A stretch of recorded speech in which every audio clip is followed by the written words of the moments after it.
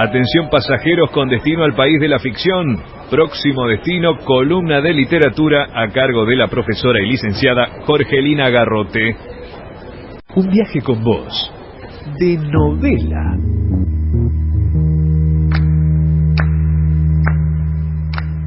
Bien, Jorgelina Garrote está aquí. Ni el calor intenso de la ciudad de Santa Fe frena su deseo de compartir literatura con los oyentes de la radio universitaria, y aquí me trae un libro de una editorial prestigiosa argentina con tapas durísimas. Eran esos que se vendían en los kioscos.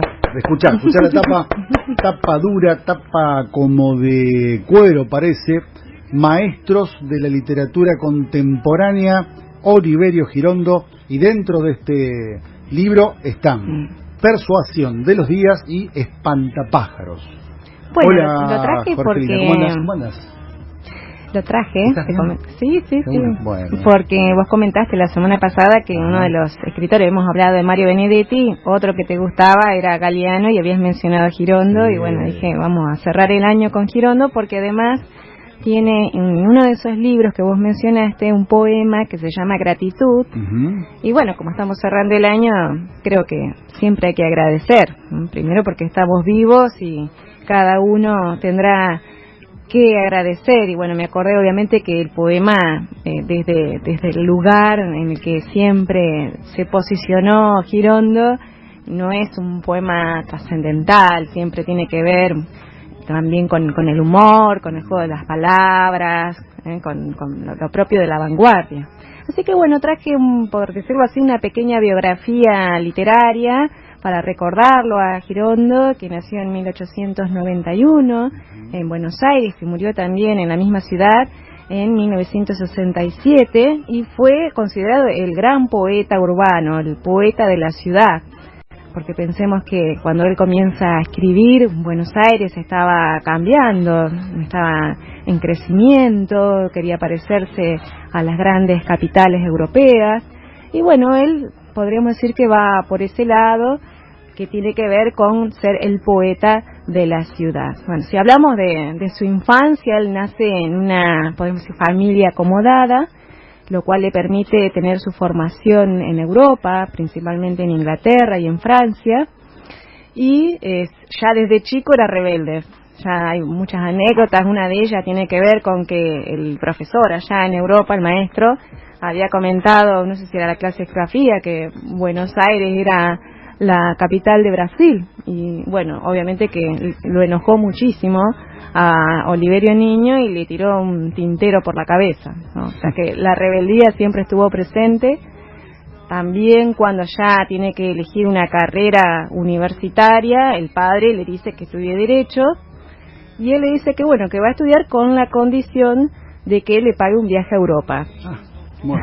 Entonces bueno, el padre tenía los recursos.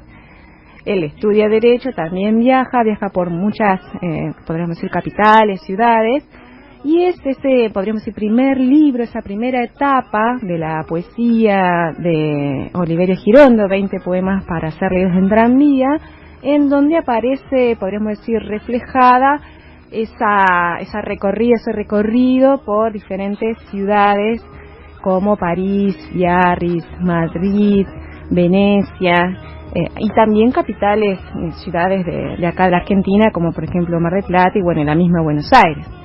Así que podríamos decir que este primer libro tiene esa influencia de la geografía europea, pero también de la vanguardia, porque sabemos que fue el gran poeta de la vanguardia de comienzos de la década del 20. También sabemos que fue el que fundó con Evar Méndez y otros poetas la revista Martín Fierro, que fue la revista del Grupo de Florida, en el que publicó también Borges, publicó Macedonio Fernández, que era un poco como el padrino, el padre literario de todo este grupo, que trajo algo nuevo. En el caso de Oliverio, no solo podemos decir esta transgresión permanente con el lenguaje, sino esta cuestión de darle la posibilidad al lector de acercarse a la poesía, porque pensemos, la poesía siempre se la vio como un consumo cultural de una élite, Y él lo que pretendía era que justamente la poesía sea para todos, por eso también se llama en este libro el tranvía, leerlo en el tranvía, a la poesía, al poema, podríamos decir, justamente en un lugar muy popular, que era transitado podríamos decir, por todos en aquel entonces. Sí, aparte también un poco el humor tiene que ver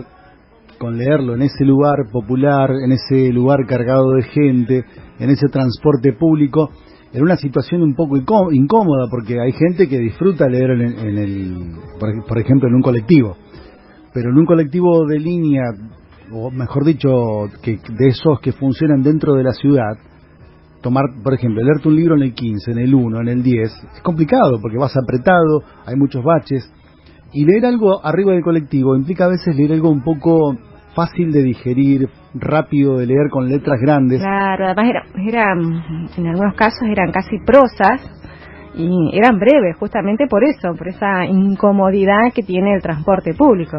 Quizás también él, riéndose de su propia poesía, propone eso. Son poemas de poca monta, muy simples, tan simples que se pueden leer en un lugar tan lleno de gente, tan popular como el tranvía. Así es. Bueno, aparecen no solo estas ciudades, por eso decimos que es el poeta de la ciudad, sino que también habla de lo que nos deja la ciudad, no solo, podríamos decir, determinados lugares, calles, bares, sino también las sensaciones, el yo poético, que de una manera, podríamos decir, se siente solo. ¿Qué nos da la ciudad también? A veces también está esta cuestión del yo poético solitario, que va a ir creciendo, porque después lo vamos a ir viendo a medida que vamos leyendo sus textos en los últimos. Es un yo poético mucho más introvertido, desolado, muy impactado por los acontecimientos que se habían vivido a mitad del siglo XX.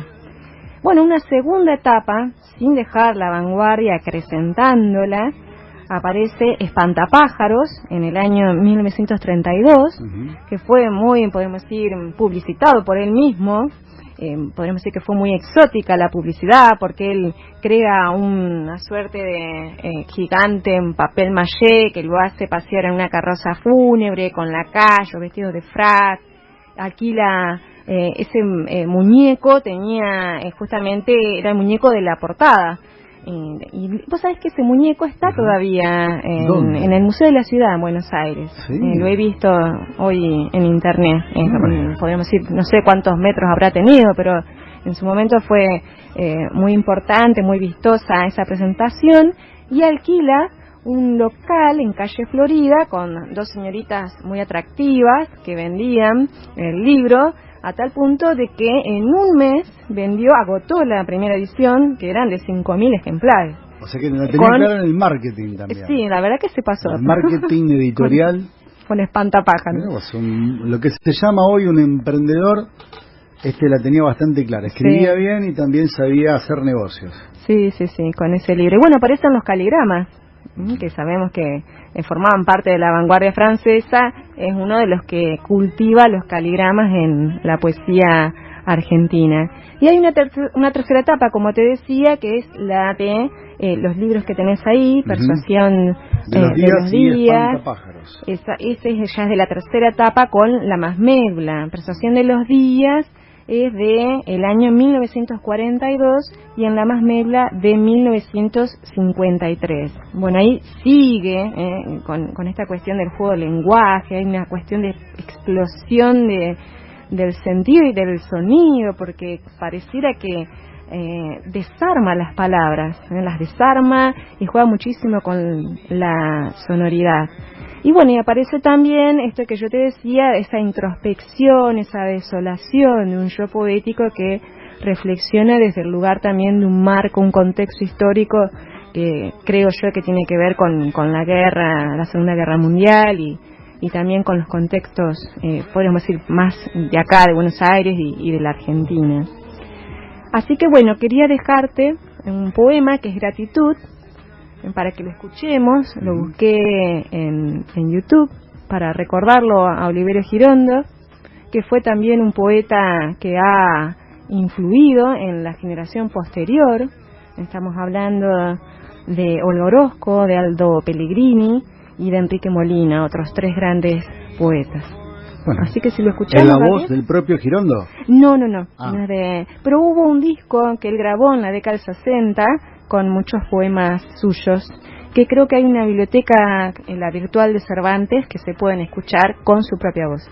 Bueno, escuchamos entonces Gratitud. Gratitud. De Girondo, a ver. Gracias aroma, azul, fogata, encelo. Gracias pelo, caballo, mandarino. Gracias pudor, turquesa, embrujo, vela, llamarada, quietud, azar, delirio. Gracias a los racimos, a la tarde, a la sed, al fervor, a las arrugas, al silencio, a los senos, a la noche, a la danza, a la lumbre, a la espesura. Muchas gracias al humo, a los microbios, al despertar, al cuerno, a la belleza, a la esponja, a la duda, a la semilla, a la sangre, a los toros, a la siesta. Gracias por la ebriedad, por la vagancia, por el aire, la piel, las alamedas, por el absurdo de hoy y de mañana, de sazón,